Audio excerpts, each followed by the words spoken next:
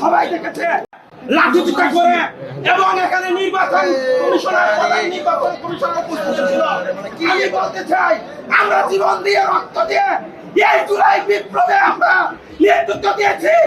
যখন এই নতুন বাংলাদেশ আমরা উপর দিয়েছি, আজকে প্রধান নির্বাচন কমিশনের সামনে আমাকে যেভাবে পায়ের নিচে লাঠি মারা হয়েছে, আমাকে যেভাবে পিটিয়ে আহত হয়েছে, আমার জামাটা পড়ছে সবাই দেখেছে।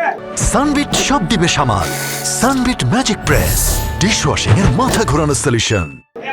আমি বলতে চাই এই বাংলাদেশের জন্য আমরা জীবন দিই নাই, রক্ত দিই নাই।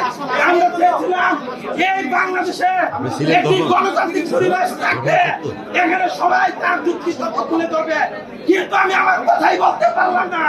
প্রধান নির্বাচন কমিশনের সামনে যদি এই নির্বাচন ভবনের সামনে যদি নির্বাচন কমিশনের সামনে এত বড় একটি ন্যাক্কারজনক ঘোষণা করতে পারে, বাংলাদেশের 56,000 বর্গমাইল কোথায় আমাদের নিরাপত্তা নাই? আমি নিরাপত্তা চাই। এই নিরাপদ বাংলাদেশের জন্য আবু সাইদ মুক্তরা জীবন দিচ্ছে। আমাদেরকে অবশ্যই এই নিরাপদ পরিবেশ নিশ্চিত করতে হবে। আমি এর সুষ্ঠু বিচার চাচ্ছি। এর বিচার যদি না হয়, প্রধান নির্বাচন কমিশনের পদত্যাগ করতে হবে। প্রত্যক্ষদর্শী তার চোখের সামনে আমাকে মাটির ফুটফুটে আমাকে করা হয়েছে। আপনারা ফুটেজ সংগ্রহ করেন, এখানে সিসি ফুটেজ ছিল, এখানে অনেকের ক্যামেরা ছিল, আপনারা সংগ্রহ করেন।